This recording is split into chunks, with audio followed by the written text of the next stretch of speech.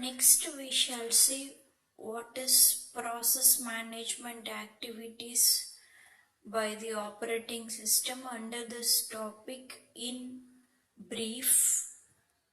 So, under this session, we will be seeing what is process concept, what is process scheduling, what are the operations on a process, what is inter-process communication, what are the various examples for inter-process communication systems, how communication is achieved between process in client server systems. All these things we will be discussing under this session.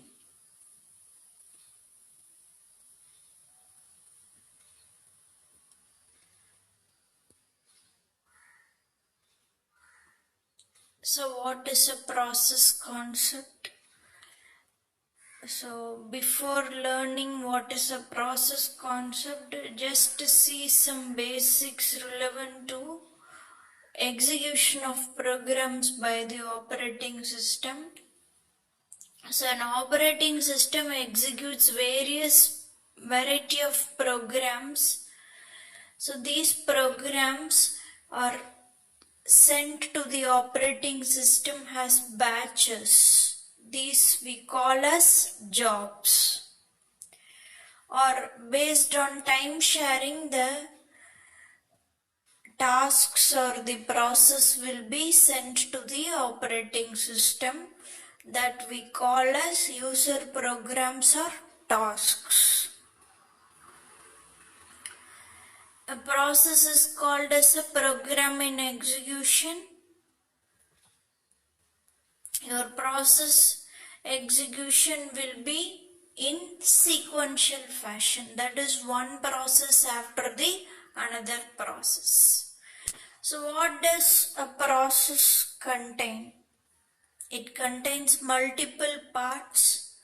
Some of them are given here. So first one we call it as a text section. This text section contains the code, program code essential for a process execution. Then program counter. So this program counter is one of the process register. It contains the address of the next instruction to be executed by the process. Then stack.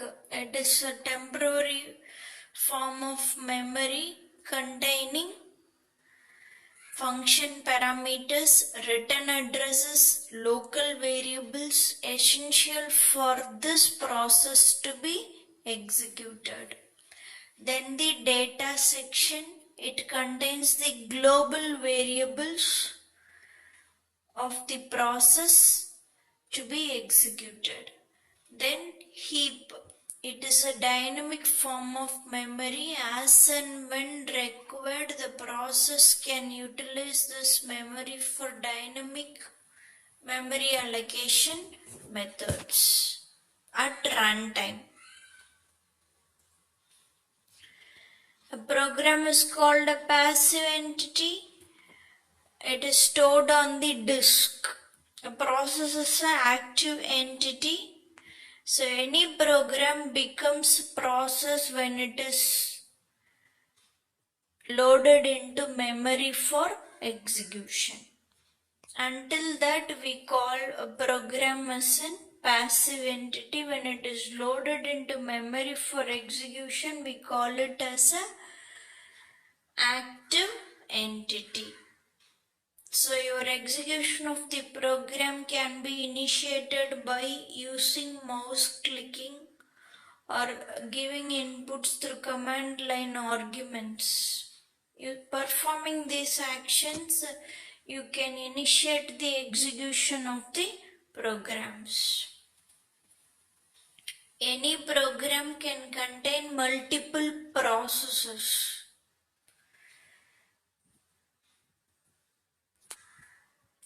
there will be multiple users accessing the same program at the same time. So because each program will have multiple processes, so the users are able to access various processes within a program. So your process has been depicted how it is going to resemble in memory. So it contains a text section where your program code essential for this process has been saved in the memory. Then the data section, it contains all the global variables essential for execution of this process. Then the heap, it is dynamically allocated at runtime if it is essential by this process. Then your stack. So the stack is going to contain the function parameters, return addresses essential for this process. So in memory, a process will be resembling like this only, starting from 0 to the maximum address. Next one, process state. Whenever a process is begin for execution, it changes state from one form to the another form. We will see what are the various process states a process will be going through during its execution. The first one, new. So this state is nothing but it is the state at which your process is being created newly. Then the running. Running state is nothing but the instructions are being executed one by one. The next state is waiting state. So waiting state is this process is kept as waiting for some other event to occur. Ready. So now after the event occurrence, the process is ready to be executed. Next, terminated. Terminated means the process has finished its execution. So these are the states a process will have to undergo from its creation until its termination. So the diagrammatic representation of the process state has been given here. So any process, it enters the new state when it is created newly. Then after new, it will be entering the running state, then the termination state. Okay, new state, ready, a new state, running state, terminated state.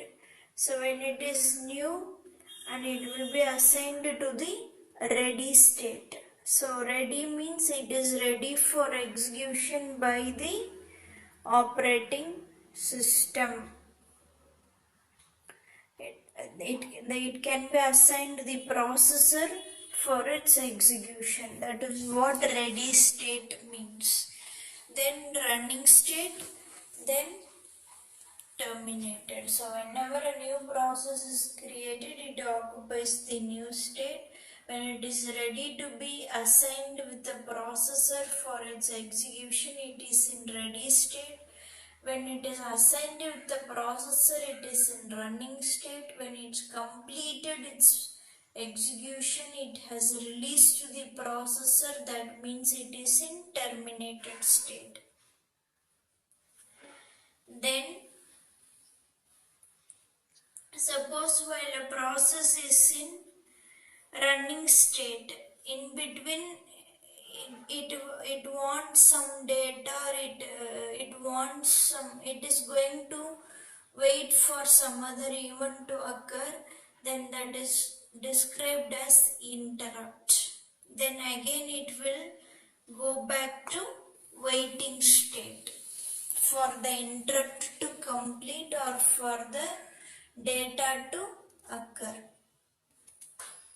So once it enters the waiting state, again it has to be applying to the ready state whenever it is ready to be assigned with the processor next. When it is in ready state, from there it will be assigned to the running state, and from there to the terminated state. So this sequence of states or sequence of events will be occurring during any process execution.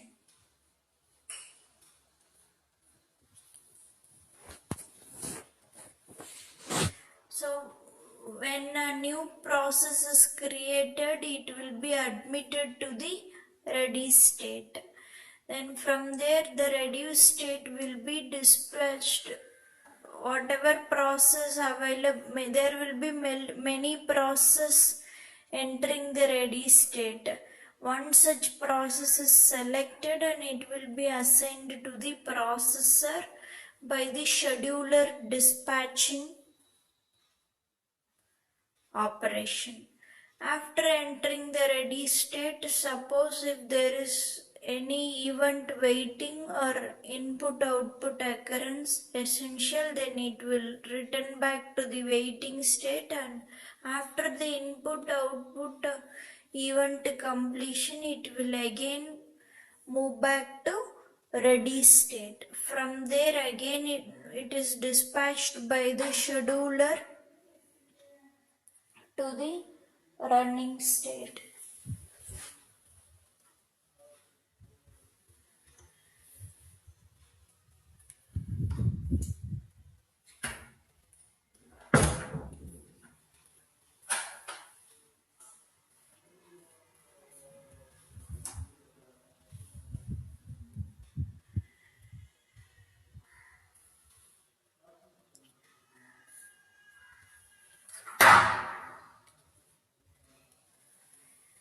Then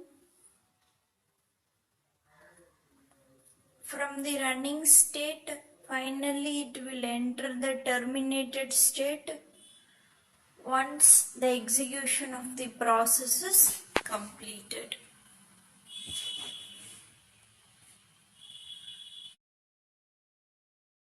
Next one, process control block. So what is process control block? It contains the information associated with each process. It is also called as task control block. What are the information that a process control block or PCB contains has been listed out here. It contains process state, that is currently a process is present in running, ready state or wait state or new state. All this information will be given by the process state. Then the program counter contains the address of next instruction to be executed. Then the CPU registers will be there, contains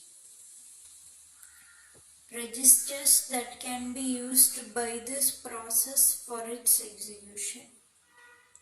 Then CPU scheduling information. So what type of scheduling is used by this process for its execution?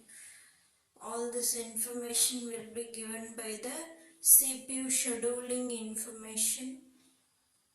Either it is a priority queue or other type of queuing is used here. Then memory management information, it gives the amount of memory allocated to each process. Then accounting information, it gives how much of CPU is utilized, what is the time elapsed for the start and finish of the process. All this information is kept as accounting information in the PCB. Then input output status information. What are the input output devices allocated to this process? What are the currently open files? All this list will be maintained as input output status information by the PCB. Then next concept with respect to processes, CPU switching from one process to the another process. So sometimes when one process is executed, there may be necessary for moving the processor from one process to the another process. That we call as CPU switching from one process to the another process. That is depicted diagrammatically here. So take process P0. P0 is currently executing. So for some reason there is an interrupt occurring during the execution of process numbered as P0.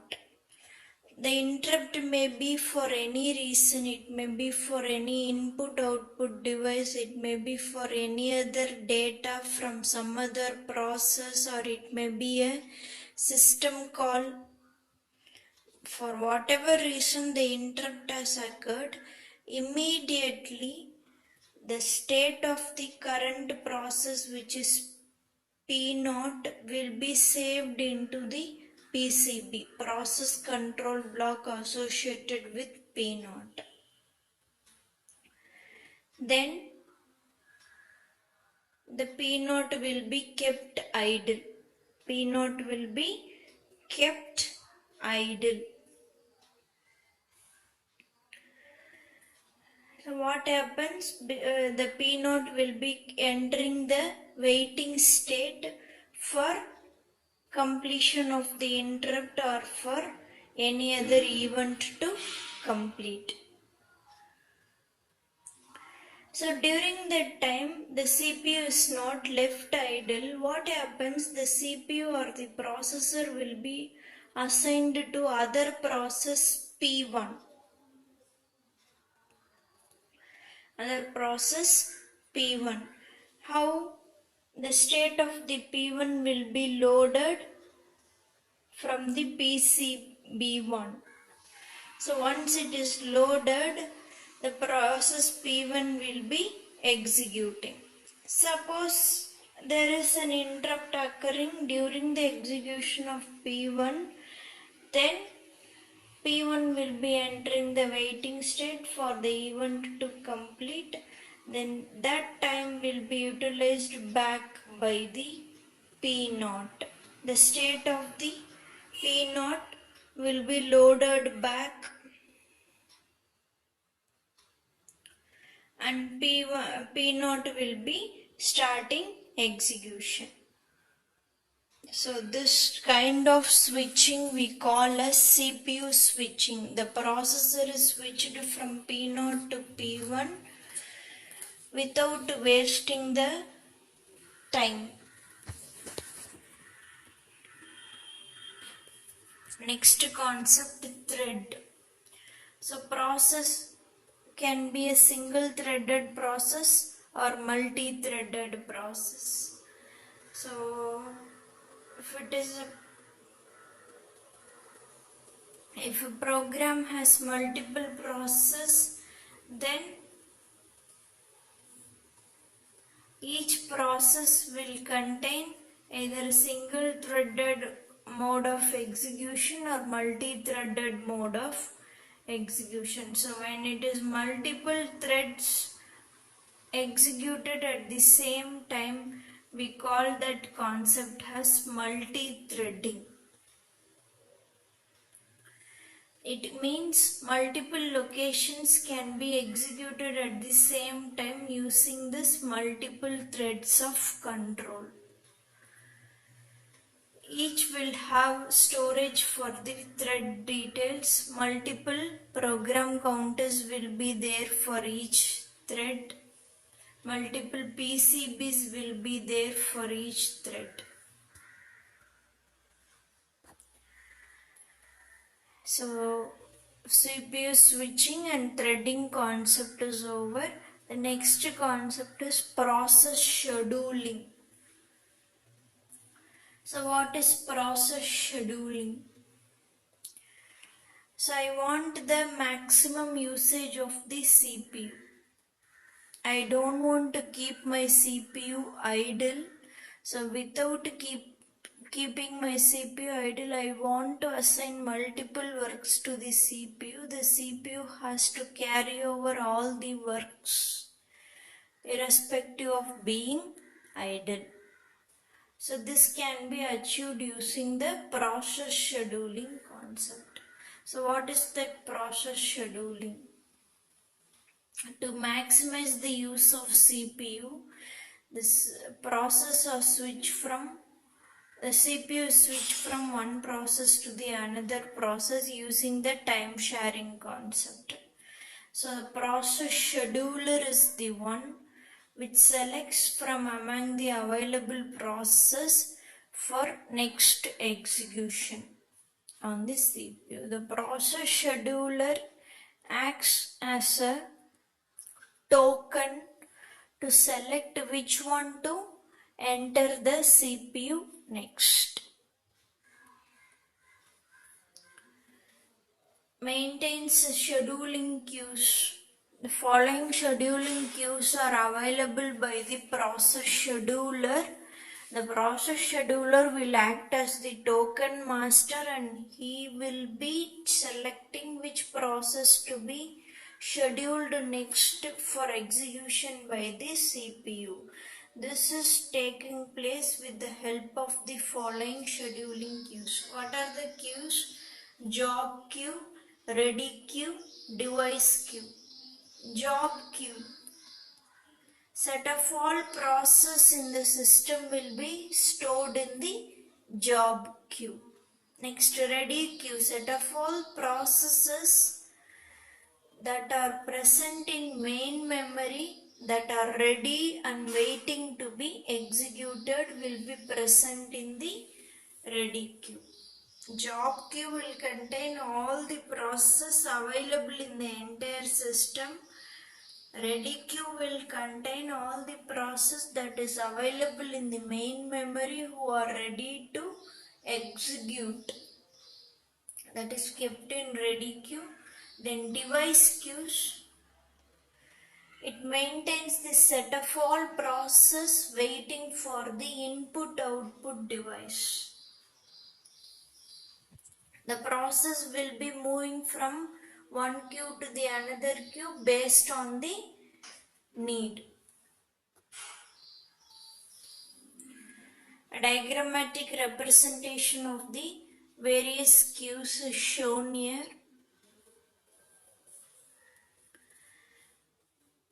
So you have the queue header. The queue will contain the head and tail, the ready queue. And from there head will show which process to be executed next using the PCB information. Like this, multiple processes can be kept in the ready queue. At any one point of time, one process will be selected for execution. Likewise, job queue. Job queue, the jobs kept in the disk will be retrieved as queue.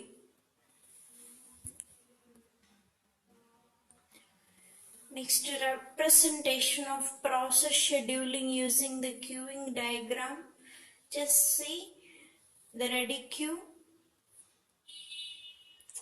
it is entering the ready queue. Some process is entering the ready queue, and from the ready queue it will be assigned to the CPU, and from the CPU it will be coming out to the terminated state. Suppose if there is a need for the CPU for input output request, or some time has been over for that particular process execution, or some child process is essential, or it is waiting for some other interrupt, all these events may be occurring during when a process is executed by the CPU. If anyone's event is occurring, then that time the particular input output request will be kept to the device queue, and from there the corresponding device, whenever it is available, the job kept in the device queue will be using that device and completing its work, and again it will be sent to the ready queue. From there it will be assigned to the CPU. Like this cycle of events will be occurring whenever a process is scheduled. Next, schedulers. We have the following schedulers for doing this process scheduling. First one, short-term scheduler or CPU scheduler. Other name for short-term scheduler is CPU scheduler. It selects which process should be executed next and which should be allocated the CPU. There will be only one scheduler in some of the systems. Some of the times there will be the schedulers will be invoked multiple times by the operating system. Then long-term scheduler, the other name is job scheduler.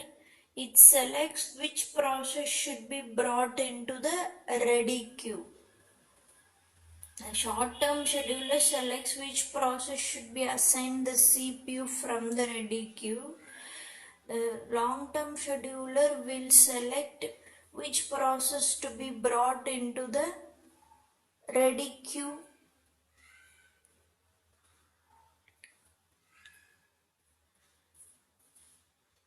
So the long-term scheduler controls the degree of multi-programming. So whenever you have multiple programs, how many number of programs to be executed per second is called as degree of multi-programming, which is depending on the long-term scheduler. Your process can be of two types: input-output bound process or CPU bound process. Those processes that are spending more time for doing input-output than computations, we call them as input-output bound process. Those processes that are spending more time for doing computations, then we call it a CPU bound process.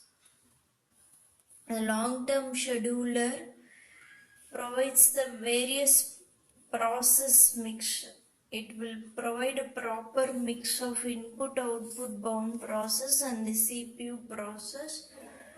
bound process while doing the scheduling operation. Next, apart from long-term scheduler and short-term scheduler, we have another scheduler called medium-term scheduler. So this medium-term scheduler is used for increasing the degree of multi-programming.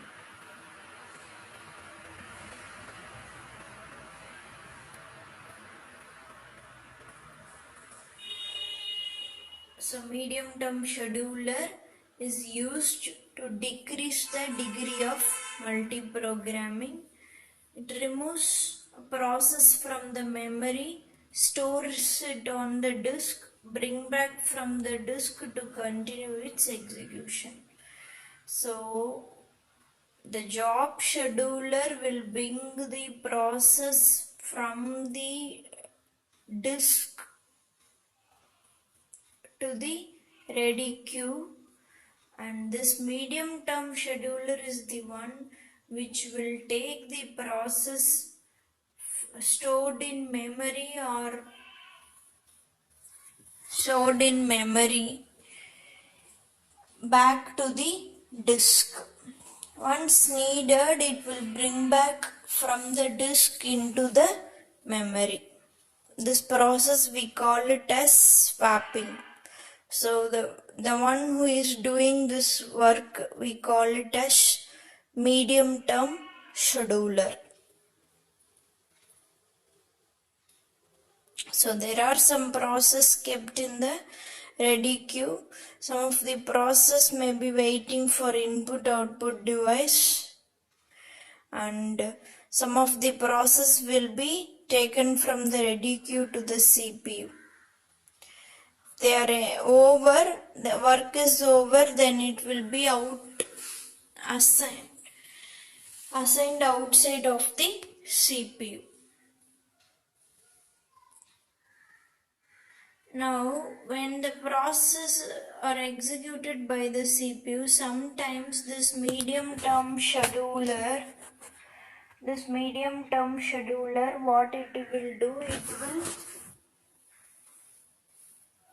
take the process into the disk by using the swapping concept. Once needed again, it will bring back the process taken to the disk to the ready queue again.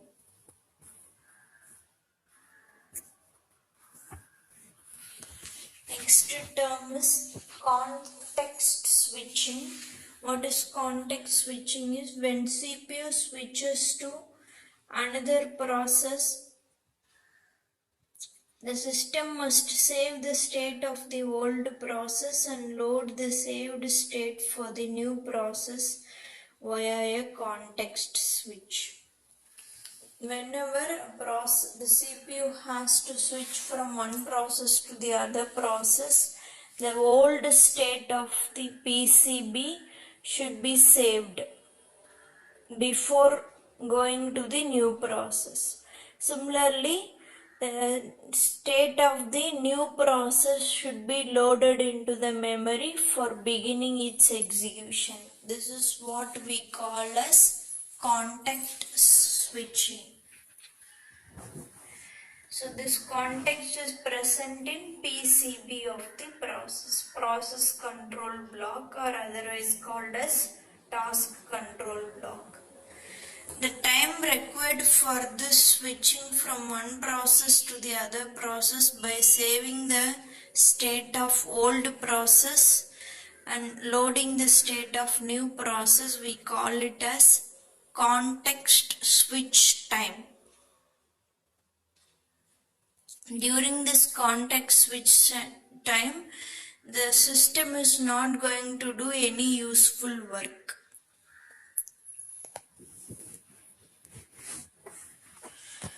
Then what are the various operations on the processes? You can do process creation, process termination. Process creation means when one process is executed, for some reason if it wants another process, it can create a child process. And this child process which can create another process as per its need. Like this, a tree of process can be created by a single process, and each process is identified via process identifier or PID. The resources available will be shared among the parent and the child process.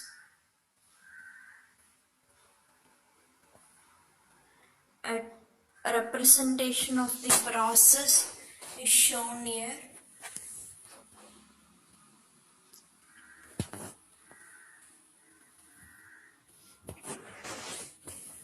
So for process creation, the memory space of the parent should be shared with the child as well. Whenever the child program is loaded into memory, it will take up the parent's space. So in Unix operating system, an example fork system call will create a new process. Whenever required for creating a new process, the fork system will create the new process. Next one, process termination.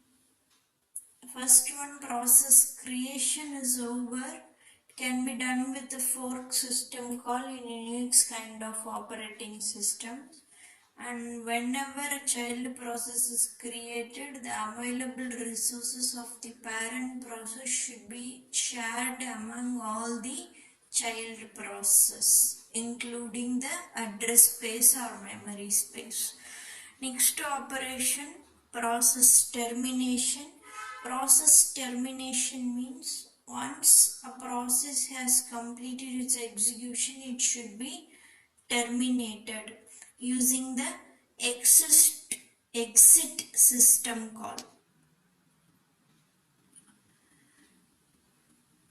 When the exit system call will deallocate all the resources used by the process, so these resources can be used by another process as required.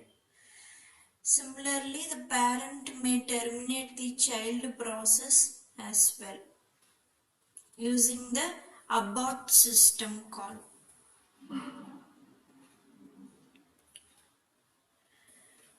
Some operating systems do not allow child to exist if the parent has terminated. If the parent process itself terminated, whatever child process created by the parent process will not be permitted to execute. If a parent process terminates, then all its child process should be terminated. This is what we call as cascading termination. The termination should be initiated by the operating system. The parent process should wait for all the child process to terminate by executing a wait system call. Then inter-process communication. So there are multiple processes going to be executed. So when there is a need for process communication between one process to the other process, we call it as inter-process communication. How the OS has to take care of this inter-process communication, we will see here. When there are multiple processes executing in a system, they may be independent. One process may not depend on another process for execution, or they should be cooperating. They will be dependent on each other. Cooperating process can affect or being affected by other process, including sharing data. When independent processes are executing, there is no problem for process communication. But we are executing cooperating process means there should be some form of communication between the process for sharing data. What is the need for cooperating process to be executed? There should be information sharing. Due to the sharing, the computation will be speed up. There is no need for more time to be waiting. Modularity, convenience, these are the things achieved due to cooperating process. So for achieving this cooperating process, we are following two communication models. One is message passing, the other one is shared memory. So first diagram shows message passing. There are process A and process B available. You have message queue. This message queue contains the various messages. So process can go and access the message queues for taking the messages.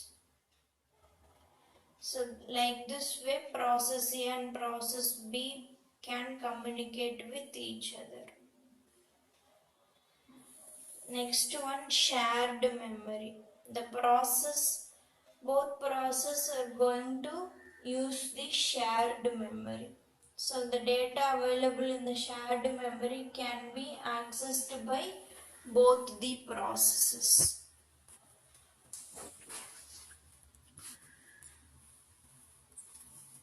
So cooperating process, independent process cannot affect or being affected by the execution of another process, whereas the cooperating process can be affecting or it can be affected by other processes.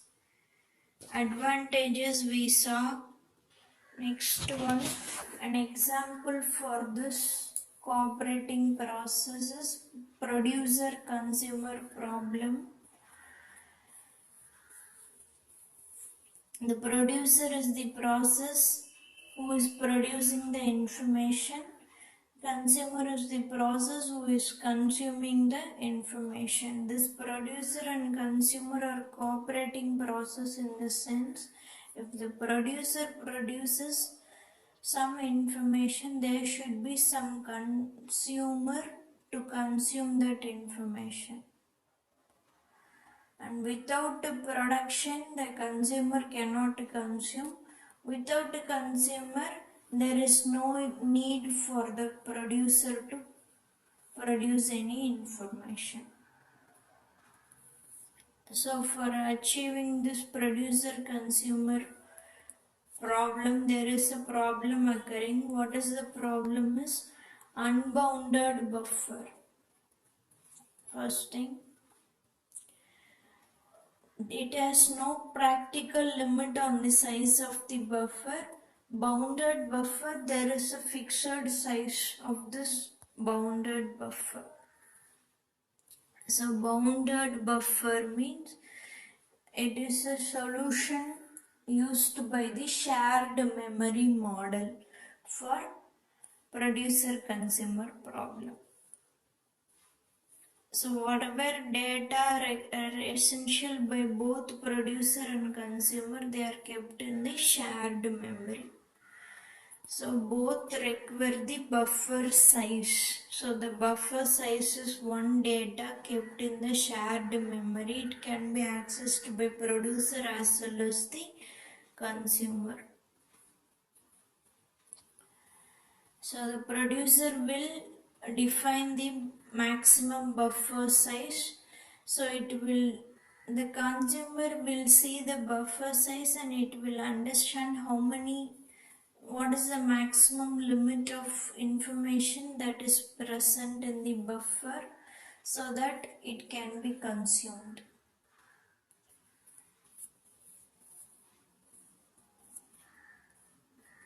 So for example, if the buffer size is defined as 10,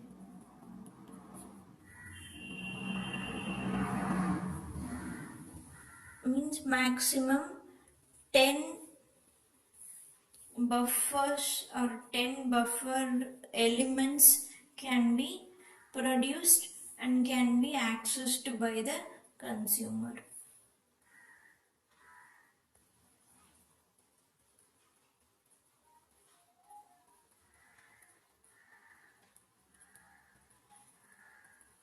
The solution for bounded buffer producer problem is given here. Bounded buffer means the size of the buffer is fixed. So if it is fixed, the producer will first check whether the buffer is full or not. If it is full, it cannot produce any more items. If it is not full, then it will produce the next item and store it in the buffer. From the consumer side, it will check whether the buffer is empty. If the buffer is empty, it cannot consume the item. If the buffer is not empty, it can take the available items and use. So based on the bounded buffer size, the producer and consumer are coming into an agreement by using the shared memory model.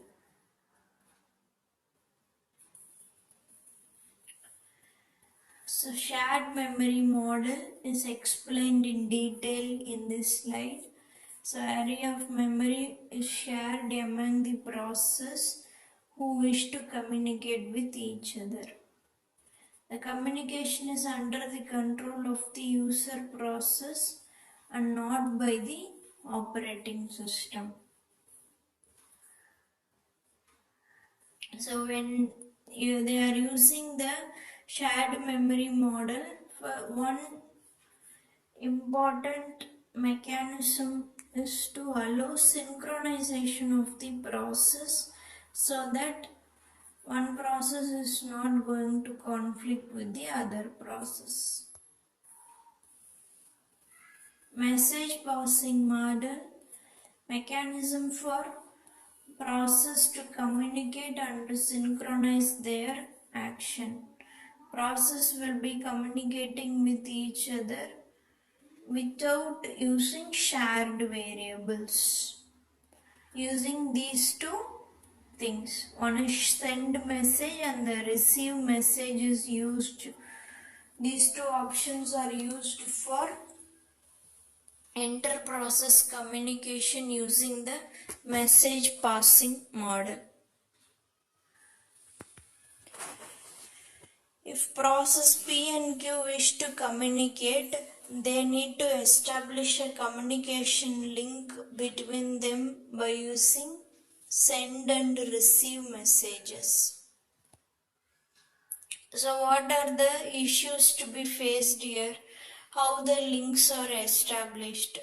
Can the link be associated with more than two processes? How many links can be there between every process, communicating process? What is the capacity of the link? All these issues need to be considered while using this message passing technique. The communication link can be implemented by using shared memory or hardware bus or network in the physical mode. Logically, it can be direct or indirect communication, synchronous or asynchronous communication, automatic or explicit buffering. Direct communication means process must name each other explicitly using send and receive. Send P comma message. So it means send a message to process P. Receive Q comma message. It means receive a message from process Q. Then what are the properties of the communication links? The links are established automatically when the send and receive function calls are used. A link is associated with exactly only one pair of processes, that is P and Q. Between each pair there exists exactly only one link. If it is a direct communication. If it is indirect communication, messages are directed and received from mailboxes. Each mailbox has a unique ID. Process can communicate only if they share a mailbox.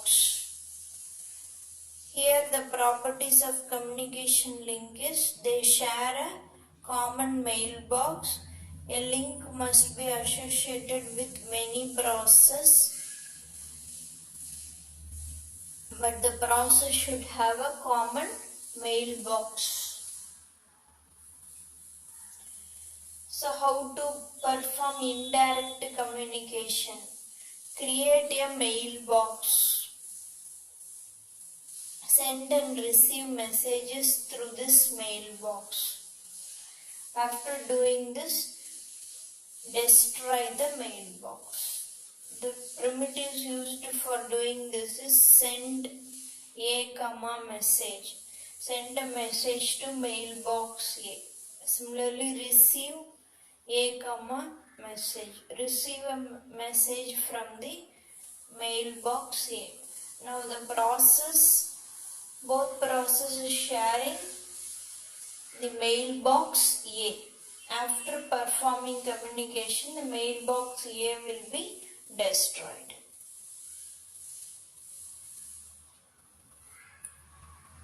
So how the mailbox sharing is taking place? Assume P1, P2, P3 share a mailbox A. P1 sends, P2 and P3 will receive. So out of P2 and P3, who will receive the message? It is decided by the communication link. There should be a communication link associated with at most two processes at any point of time.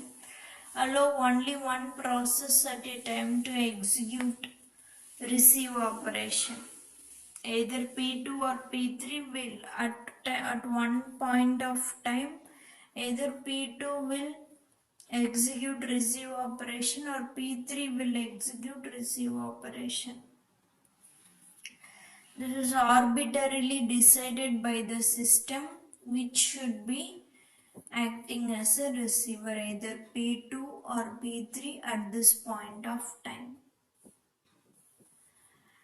Next one, synchronization. How the synchronization is achieved between the processes. Message passing may be either blocking or non-blocking. Blocking means it is considered as synchronous. Blocking send means the sender is blocked until the message is received. Blocking receive, the receiver is blocked until the message is available. Non-blocking is considered as a synchronous communication. Non-blocking send means the sender sends the message and you'll continue sending the message without any blocking. Non-blocking receive means the receiver receives the message continuously without waiting for the sender to send. It may receive a null message or it may receive a valid message also. Different combinations of send and receive are possible.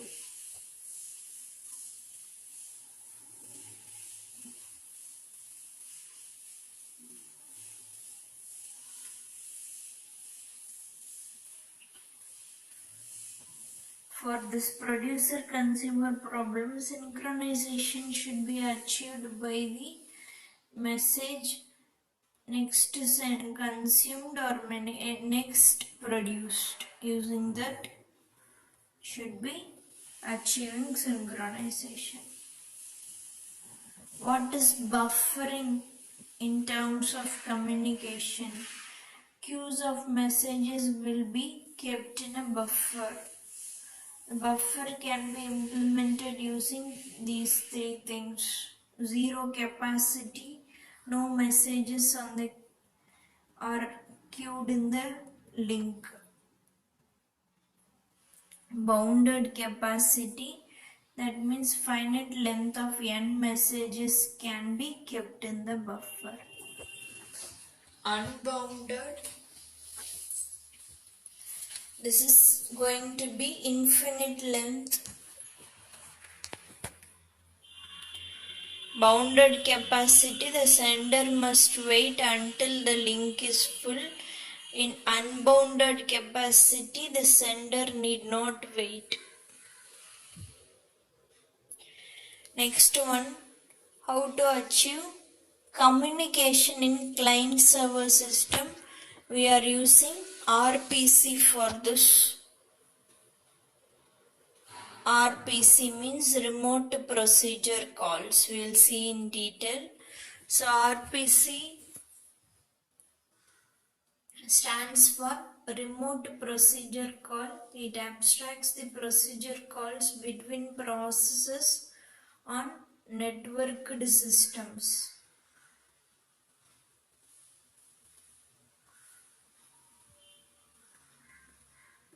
It uses ports for service differentiation. Next, stubs.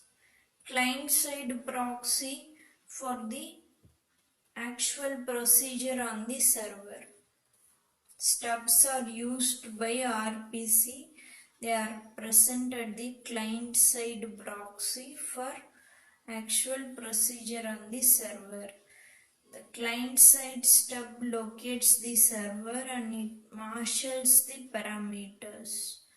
The server-side stub receives this.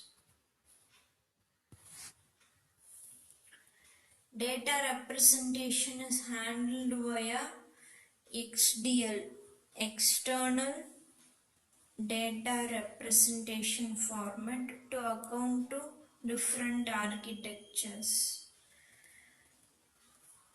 Remote communication has many failure scenarios.